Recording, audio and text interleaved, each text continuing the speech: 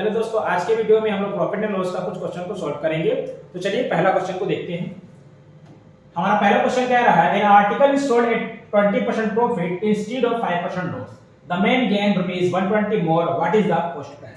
Question में ये कह रहा है कि एक आदमी जो है वो 5% के लॉस की कंपैरिजन में अगर किसी ऑब्जेक्ट को 20% के प्रॉफिट पे बेचता है तो उसको कितना ज्यादा मिलता है, उसको 120 रुपया ज्यादा मिलता है। तो अगर हम लोग -5% और 20% का डिफरेंस देखते हैं तो ये हो जाता है 25%, और 25% जो है वो हमारा क्या हो जाएगा, 120 के बराबर हो जाएगा।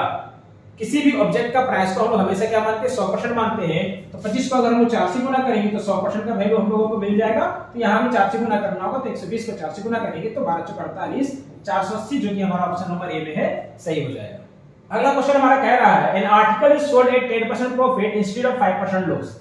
अगर हम 10% के प्रॉफिट में सेल करें 5% के लॉस के कंपैरिजन में तो हमको 75 रुपया ज्यादा मिलेगा। तो सिंपली हमको क्या करना होगा, +10 और -5 का डिफरेंस पता करना होगा, जो कि 15 होगा। तो 15% का जो वैल्यू हो जाएगा वो कितना के बराबर हो जाएगा, 75 के बराबर हो जाएगा। तो 15 बराबर हमारा हो गया 75। अगर हम 15 से इसको काटते हैं तो 15 कम 15, 15 × 5 75, यानी कि 1% का वैल्यू जो है वो 5 के इक्वल हो जाएगा। किसी भी ऑब्जेक्ट का सीपी जो होता है वो 100% होता है, तो 1% का वैल्यू 5 है, तो 100% का वैल्यू 500 हो जाएगा, जो कि हमारा ऑप्शन नंबर सी में है। थर्ड नंबर क्वेश्चन में कह रहा है, the profit earned on selling an article at ₹720 is half of the loss incurred on selling the same article at ₹360। मतलब 360 रुपीज में सेल करने पर जो हमको लॉस हो रहा है उसका आधा प्रॉफिट होगा हमको 720 रुपया में सेल करने पर। तो हम ये मानकर चलते हैं कि 360 में बेचने पर हम लोगों को लॉस हो रहा है 2x का, तो 720 में बेचने पर हम लोगों को प्रॉफिट कितने का होगा, x का होगा। यहाँ पर लॉस हो रहा है, यहाँ पर क्या हो रहा है, प्रॉफिट हो रहा है। तो इन दोनों का डिफरेंस x और 2x का डिफरेंस अगर हम लोग देखेंगे तो ये हो जाएगा 3x। लेकिन अगर हम लोग 720 और 360 का डिफरेंस देखेंगे तो हमारा हो जाएगा आपका 360, यानी कि 3x का वैल्यू जो है वो 360 के बराबर है। तो अगर हम 3 से इसको काटेंगे तो x का वैल्यू क्या आ जाएगा, 120 आ जाएगा। यानी कि 720 रुपया में बेचने पर हम लोगों को 120 का प्रॉफिट होता है, जबकि 360 में बेचने पर 120 का दुगना यानी कि 240 का हम लोगों को लॉस होता है। तो 720 में अगर हम 120 घटा देते हैं तो हमारा सीपी मिल जाएगा, जो कि हो जाएगा 600, जो हमारा ऑप्शन नंबर बी में दिया हुआ है।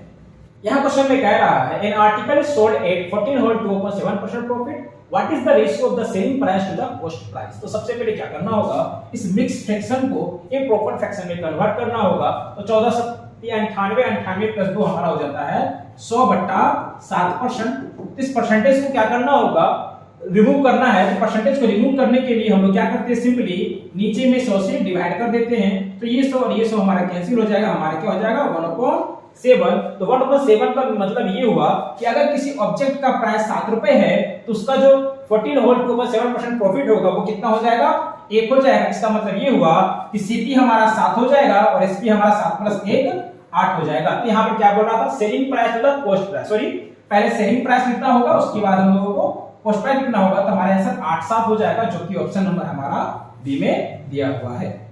यहाँ क्वेश्चन में कह रहा है, Parik sold his pen at a profit of ₹11, he calculated the profit percent on selling price and found it to be 25%. The cost price of the pen is।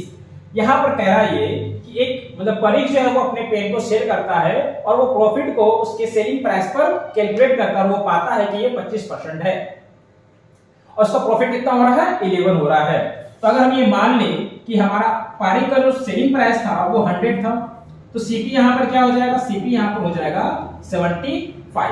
अब यहाँ पर 100 हमारा सीपी है, सॉरी 100 हमारा एसपी है और सीपी कितना है 75 है। तो इन दोनों का डिफरेंस हो जाएगा 25, यही हमारा क्या होगा, प्रॉफिट होगा। बट यहाँ पर कह रहा है कि इसमें 11 रुपए का प्रॉफिट होता है, यानी कि 25 बराबर जो है वो हमारा 11 हो जाएगा। किसी भी ऑब्जेक्ट का, सॉरी यहाँ पर सीपी कितना है 75, तो 25 बराबर अगर 11 है तो 25 या 75 बराबर हमारा कितना हो जाएगा, तो 3 से गुना करने पर ये 75 हो जाता है। तो यहाँ पे 3 से गुना करते तो हमारा क्या हो जाता है 33 रुपया, जो कि हमारा ऑप्शन नंबर ए में दिया हुआ है।